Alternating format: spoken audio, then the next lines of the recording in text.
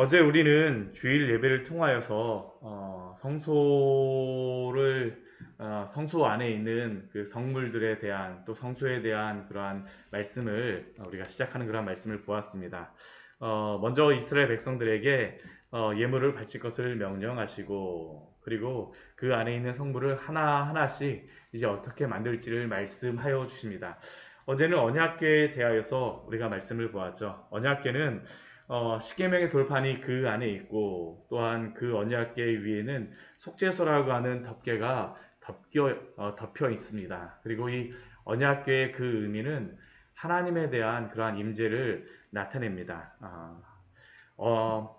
공의로우신 하나님께서 어떻게 우리를 용서하시느냐, 그 속죄소에 그 뿌려진 그 피를 보고 하나님이 용서하심으로 하나님의 의를 나타내신다라고 또한 로마서에 있는 말씀을 우리가 어제 또 설교를 통하여서 우리가 나누었습니다. 오늘은 지성소 안에 있는 이 언약궤 다음에 이 휘장 바깥에 있는 성소에 있는 두 가지의 그러한 성물에 대하여서 우리가 말씀을 나눕니다. 첫 번째는 떡상과 두 번째는 일곱 금초대 등잔대라고 이야기하는 우리가 그 등잔대를 보게 되어집니다. 우리가 오늘 말씀을 보게 되면 참 이게 복잡합니다. 복잡한데 이거를 사진으로 보게 되면 아주 그냥 단순합니다. 지금 앞에 보는 또 이 사진에 나와 있는 이 그림과 같은 것이 바로 이 떡상과 등잔대를 나타내고 있습니다. 이 떡상이라고 하는 것은 떡을 진설병이라고 하는 그러한 떡을 두는 그러한 탁자입니다. 탁자입니다. 양옆에 6개씩 12개의 그러한 떡을 두는 그러한 상이고요. 또 등잔대는 앞에 보시는 것처럼 7개의 가지가 있어서 7개의 가지, 양편으로 3가지씩 가지가 나와 있고 가운데에 한 가지가 있어서 7개의 등잔이 있는 그러한 게 바로 등잔대입니다. 그리고 이 등잔은 무슨 모양을 따라서 만들다라고 말씀하셨냐면 우리 성경에는 살구꽃이라고 말씀하시는데 실제로는 이게 살구꽃이 아니고 아몬드꽃입니다. 아몬드꽃이에요. 가장 먼저 그 피는 그러한 이스라엘에서 피는 그 하얀색과 약간 분홍색 그러한 그 빛깔이 도는 그러한 꽃이 바로 그 아몬드 꽃입니다. 이 모양을 따라서 만들다라고 오늘 말씀하세요. 우리가 한번 이 말씀을 통하여서 이 의미가 무엇인지를 한번 같이 한번 나누고자 합니다. 먼저 떡상에 대해서 저희가 말씀을 보면요. 우리 23절 말씀을 보면 이 떡상도 조각목으로 만들라라고 말씀하십니다. 조각목. 우리가 어제도 이야기했었지만 이 조각목이라고 하는 것은 아주 멋진 그러한 나무라기보다는 그 지역에서 그 광야에서 구할 수 있는 그러한 나무가 바로 이 조각목이고 시띠나무라고도 합니다. 언약궤와 같이 이 조각목으로 이 떡상도 만들라라고 하십니다. 그 크기는 어느 정도냐면 2규빗, 길이가 2규빗, 너비가 1규빗, 높이가 1규빗 반으로 오늘날 우리 치수로 다 하자면 90cm, 45cm, 67cm 정도의 그러한 크기의 상이었습니다. 그리고 그 조각목을 쌓는 이 조각목을 그냥 단순히 조각목으로만 만드는 것이 아니라 언약궤도 그렇고 이 조각목도 그렇고 이것을 순금으로 다 싸라고 말씀하십니다. 우리가 이게 좀 주의할 필요가 있는데 관심을 기울일 필요가 있는데 이 성소 안에 있는 그러한 성물들 언약궤도 그렇고 떡상도 그렇고 이 뒤에 나오는 등잔대도 그렇고 성소 안에 있는 이 성물들은 다 순금을 사용해서 만들 것을 명령하십니다. 그리고 이 성소 바깥에 있는 그 번제단 같은 경우는 놋을 사용해서 이제 만들다라고 말씀하세요. 그러니까 이 성소 안에 있는 것을 가장 귀하고 가장 소중한 것으로 만들고 조금 이 성소로부터 벗어나는 것들은 좀 가치가 떨어지는 것들을 가지고 만들라라고 말씀하십니다. 그러니까 이 금을 가지고 만들라라는 의미는 그만큼 거룩하다라는 그러한 의미를 내포하고 있습니다. 그리고 이 모양을 보면 이 떡상 주변에 손바닥 넓이만한 턱을 만들어서 이렇게 떡이 그 위에 놓여져 있는 그러한 떡이 바깥에 떨어지지 않도록, 혹시 뭐 실수를 하여서 이렇게 떡을 놓다가, 아니면 레위인이나 제사장이 잘못해서 툭 쳐갖고 이 떡이 떨어지지 않도록 턱을 만들라라고 말씀하십니다. 거룩성을 강조하는 것입니다. 또 그리고 이 떡상 같은 경우도 언약궤와 같이 사람의 손으로 만지지 못하게 하셨어요. 그래서 옆에 그 금고리 넷을 만들고 그 채를 만들어서 거기에 그 막대기를 이렇게 끼워서 이것을 들 수 있도록 한 것이 바로 이 떡상입니다. 그러니까 이 떡상이라고 하는 것도 거룩함이 굉장히 강조되어져 있는 것을 우리에게 말씀합니다. 그렇다면 이 떡상은 무엇을 의미하는 것일까요? 오늘 이것을 알기 위해서는 이 떡상 위에 두는 이 떡이 무엇인가라는 것서부터 한번 생각을 해보아야 됩니다. 이 떡상 위에 두는 떡을 그냥 떡이라고 말씀하지 않으십니다. 우리가 어제 성찬하지 못하기 때문에 백설기를 우리가 같이 나누었지만 그냥 그러한 떡으로 다 말씀하지 않으세요. 이 떡에는 특별한 이름이 있습니다. 그 이름이 바로 진설병이라고 말합니다. 진설병. 그런데 이 진설병이라고 하는 이 의미가 도대체 이 진설병이라는 의미가 무엇일까라고 생각이 되어지는데, 이 진설병이라는 의미는 이게 원어적으로 보게 되면 얼굴떡입니다. 얼굴떡. 참 이상하죠? 떡 이름을 얼굴떡이라고 하다니요. 얼굴처럼 만들어서 이게 떡이라고 하는지, 크기를 얼굴만하게 만들어서 떡이라고 하는지. 근데 그러한 의미가 아닙니다. 이 진설병이라고 하는 이 얼굴떡이라고 하는 그 의미는 무엇을 나타내냐 하면, 우리가 어제도 보았었지만 이 떡상을 보기 전에 바로 앞에 우리가 보았던 그러한 성물이 무엇입니까? 언약궤입니다. 그리고 언약궤 휘장 너머에 바로 떡상을 우리에게 보여주고 있습니다. 언약궤라고 하는 것은 하나님의 임재를 나타내죠. 하나님 앞에 있는 그러한 떡, 그게 바로 진설병이라는 겁니다. 히브리어에서는 앞에라는 그러한 의미가 얼굴이라는 그러한 의미가 있습니다. 하나님 앞에 서 있다는 것은 하나님 면전에 서 있다라고 원어적으로는 그렇게 기록되어져 있어요.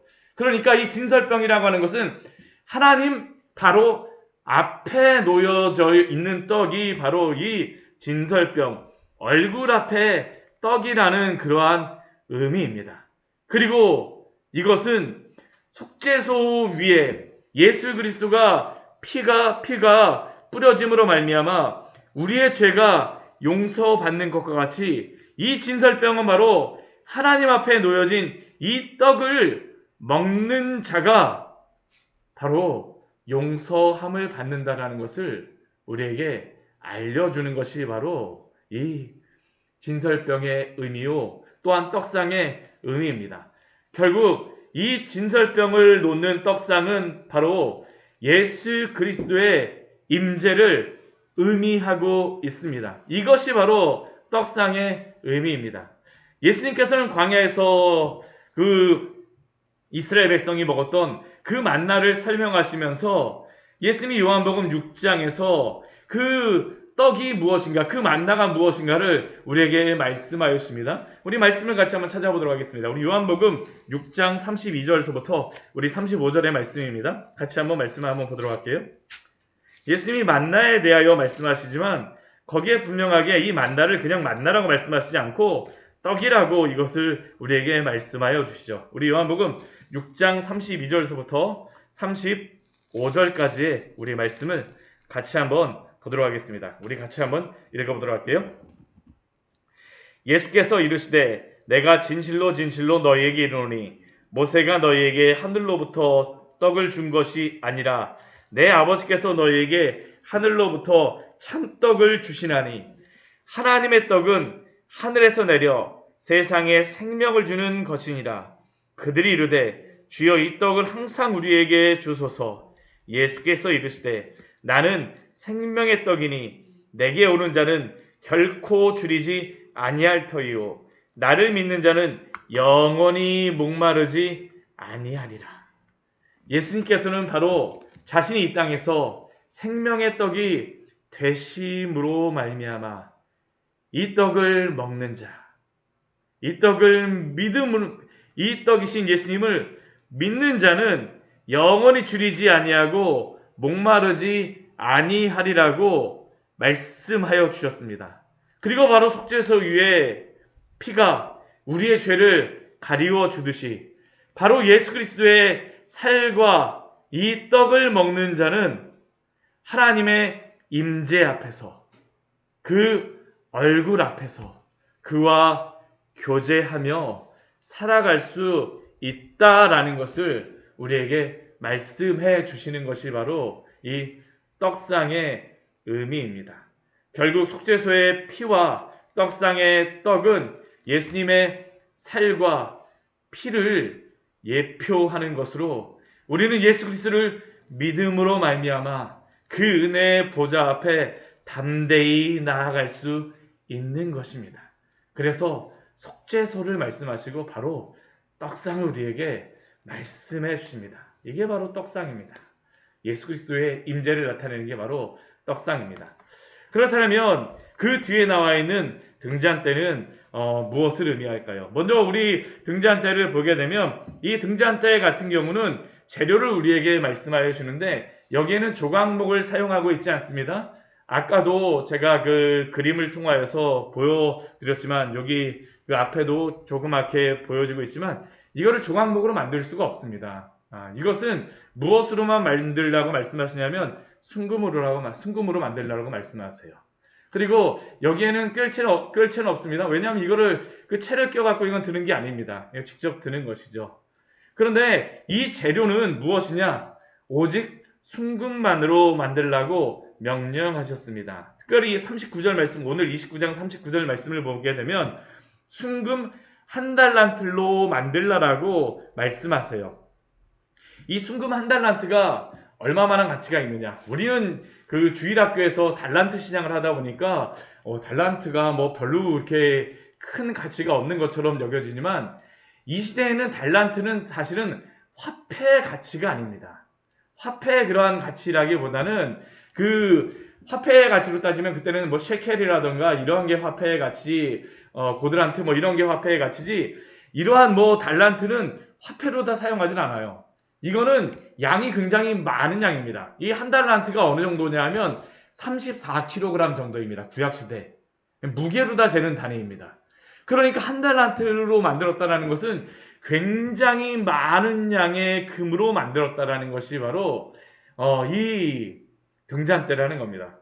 오늘날 금 한 돈이 3.75g이기 때문에 정말 엄청난 양이죠. 엄청난 양이고 엄청난 가치의 것이 바로 이 등잔대입니다. 그리고 이 등잔대는 아까도 말씀드렸던 것 같이 우리가 그림에서도 볼 수 있는 것 같이 양옆으로 3가지 가운데 한 그 가지가 나와서 7개의 등잔이 그 위에 있고 이 모습은 살구꽃 형상으로 되어져 있다라고 말씀하십니다. 이 살구꽃이라는 의미가 그냥 말씀하시는 게 아닙니다. 이 살구꽃이라고 하는 그 의미가 굉장히 중요해요. 우리 예레미야서 우리 1장 11절과 12절 말씀을 보게 되면 이 살구꽃을 가지고 그 워드플레이를 하는 그러한 그 내용이 나와 있습니다. 우리 아버지 가방에 들어가신다 뭐 이렇게 하면서 이렇게 가방에 방해하면서 우리가 이렇게 말을 가지고 워드플레이 하는 것과 같이 히브리어에도 이 워드플레이가 성경에서 굉장히 많이 기록되어져 있는데 우리 예레미야서 1장 11절과 12절 말씀을 보면 이렇게 말씀하고 있습니다. 우리 같이 한번 읽어보도록 할까요? 우리 예레미야 1장 11절과 12절 말씀입니다. 여호와의 말씀이 또 내게 임하니라 이르시되 예레미야야 내가 무엇을 보느냐 하시니 내가 대답하되 내가 살구나무 가지를 보나이다. 여호와께서 내게 이르시되 내가 잘 보았도다. 이는 내가 내 말을 지켜 그대로 이루려 함이라 하시니라. 우리 이 예레미야 1장 11절과 12절 말씀을 보면 우리 한글 성경에 살구꽃까지 와 보여주시고 내가 잘 보았다 하고 이는 내 말을 지켜 그대로 이루려 함이라. 이게 무슨 의미인가 별로 연관성이 없는 것처럼 보이지만 이게 원어적으로 보면 굉장한 의미가 있습니다. 왜 그러냐면 이 살구꽃이라고 하는 단어 자체가 어디로부터 나왔냐 하면 지켜보다 라는 그러한 단어로부터 나온 겁니다. 지켜보다. 살구꽃은 지켜보다라는 단어로부터 이게 어원적으로 나왔어요. 그리고 그 뒤에 말씀에 보게 되면 12절 말씀 보게 되면 이게 왜 중요하냐 하면 하나님은 예레미야에게 너가 무엇을 보느냐 하니까 살구가지, 살구나무가지를 본다라고 하시지만 그 뒤에 12절 말씀 보면 하나님께서 뭐라고 말씀하세요? 내가 잘 보았도다. 이는 내가 내 말을 내가 내 말을 지켜보아서 내가 너에게 말한 그러한 너를 지킴으로 말미암아서 하나님의 말씀을 반드시 이루겠다는 의미입니다. 그러니까 지켜보다라는 그러한 단어가 두 번이 반복되어져 있는 것이죠. 예레미야가 살구나무를 지켜보는 것 같이 하나님께서 하나님이 하신 말씀을 지켜보심으로 말미암아 예레미야의 그러한 말을 이루시겠다라는 게 바로 이 예레미야 1장 11절과 12절의 말씀입니다. 오늘 등잔대에서 이것이 너무나도 중요해요. 이 등잔대의 의미가 무엇일까요? 지켜본다라는 그런 의미가 있습니다. 지켜본다라는 것. 지켜보고 또 이 등잔대의 의미가 무엇일까요? 우리 뒤에 말씀해 보게 되면 우리 37절 말씀 보게 되면 등잔 7을 만들어 그 위에 두어 그 앞을 비추게 하며 결국 이 등잔대라고 하는 것은 지켜보고 이 빛을 통하여서 다른 그 사람들이 지켜볼 수 있도록 하는 것이 바로 이 등잔대라는 겁니다. 등잔대예요. 그렇다면 이 등잔대가 무엇을 의미할까요? 성령을 의미하시는 것입니다. 성령을 의미합니다. 우리가 요한계시록 우리 말씀을 보게 되면 4장 5절 말씀을 보게 되면 우리 요한계시록 말씀도 같이 오늘 보도록 한번 할게요. 이 성막에 대한 말씀은 다 연관이 되어져 있기 때문에 그냥 성물만으로 우리가 설명을 할 수 없습니다. 그래서 우리가 다른 말씀들을 같이 보아야 되는데 특별히 요한계시록 말씀에서는 이게 굉장히 연관되어 있음을 우리가 봅니다. 우리가 어제도 제가 말씀드렸지만 이 성물과 이 성소는 하나님의 그러한 하늘 성소를 모형적으로 보여주고 있는 게 바로 이 성소와 성물의 모습인데 우리 요한계시록 우리 4장 5절 말씀 보게 되면 이런 말씀 있죠. 우리 4장 5절 말씀 같이 한번 읽어보도록 할까요? 요한계시록 4장 5절의 말씀입니다. 보좌로부터 번개와 음성과 우레소리가 나고 보좌 앞에 켠 등불 7이 있으니 이는 하나님의 7 영이라 라고 말씀하십니다. 보좌로부터 번개와 음성과 우레소리가 나며 보좌 앞에 켠 등불 7 바로 오늘 우리에게 보여주고 있는 이 등잔대를 우리에게 형상화해서 보여주고 계시죠. 근데 그 등잔 7이 무엇입니까? 하나님의 7 영, 성령을 나타낸다라는 것을 바로 우리에게 말씀하고 있죠. 이 7 등불은 등잔대를 의미하며 성령의 임재를 의미한다라는 것을 우리에게 알려주고 있습니다. 성부 하나님이 하늘 성소의 보좌에 앉아 계실 때에 성령 하나님께서는 등잔대의 그러한 모습으로 바로 옆에 계시다라는 것을 우리에게 보여주는 것이 바로 이 등잔대의 역할이라는 겁니다. 그래서 무엇을 하십니까? 지켜보시는 그러한 역할을 하시는 것이죠. 지켜보세요. 하나님의 그러한 말씀이 이루어질 수 있도록 지켜보시고 말씀하시고 그러한 것들이 바로 이 등잔대의 역할임을 우리에게 보여줍니다. 살구꽃과 같은 그러한 역할을 한다라는 겁니다. 근데 이것만으로 그 성령에 대해서 말씀하시지 않고 우리 바로 뒤에 말씀에 보게 되면 우리 또 중요한 말씀이 있습니다. 우리 요한계시록 5장 우리 6절 말씀도 우리 같이 한번 보도록 할게요. 우리 요한계시록 5장 6절 말씀입니다.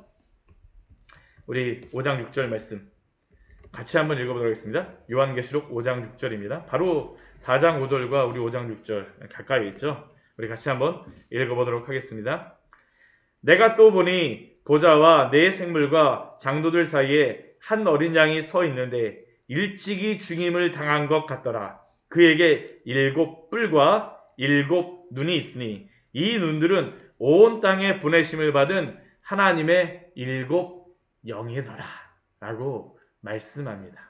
어떻습니까? 하늘 성소의 모양을 한번 상상을 해보십시오. 하나님의 보좌가 있습니다. 어린 양이 하나님의 보좌 옆에 서 있어요. 옆에 서 있습니다. 여기에 나와 있는 장도와 네 생물은 하나님의 보좌에서 약간 떨어져 있고 하나님의 그 어린 양이 그 옆에 있고 또 아까 우리가 보았던 것 같이 무엇이 있습니까? 등잔대가 있죠. 7 영. 그리고 또 어린 양에서도 일곱 그 눈에 그 눈이 나와 있는데 이것이 또한 일곱 영이라고 말씀하고 있죠. 그러니까 결국 성령이 이 삼위 하나님과 함께 삼위 하나님이 이 요한계시록의 말씀을 통하여서 함께 임재하고 계시다라는 것을 우리에게 말씀하여 주고 있고, 또 이것이 어디에 지금 모형적으로 보여주고 있는 겁니까? 성소 안에 보여주고 있는 것입니다. 그리고 성령이 바로 이 일을 하세요. 어떤 일을 하실까요? 하나님의 그 말씀을 우리로 하여금 깨닫도록 하십니다.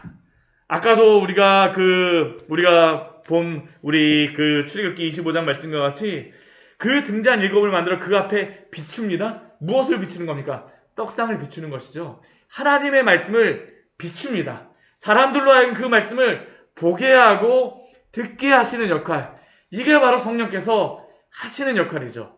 그리고 예수님을 더 잘 보이게 하고 하나님의 그 영광을 더 잘 볼 수 있도록 하시는 그러한 역할을 하는 것이 무엇일까요? 성령께서 하시는 역할입니다. 그리고 하나님의 영을 통하여서 우리를 또한 지키시고 당신의 말씀을 이루어 가시는 것이 바로 이 성령의 역할이다라는 것을 우리에게 말씀하여 주고 있습니다. 결국 이것을 보니까 어떤가요? 우리가 하나님의 놀라운 구원을 볼 수 있죠. 하나님의 놀라운 영광을 볼 수 있습니다.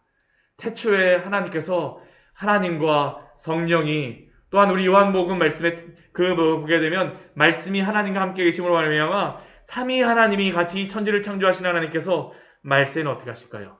우리 요한계시록의 말씀과 같이 그 삼위 하나님께서 마지막까지 그 구원의 그 역사를 이루어 가신다라는 것을 이 언약궤와 떡상과 또한 이 등잔대를 통하여서 우리에게 보여주시는 것입니다.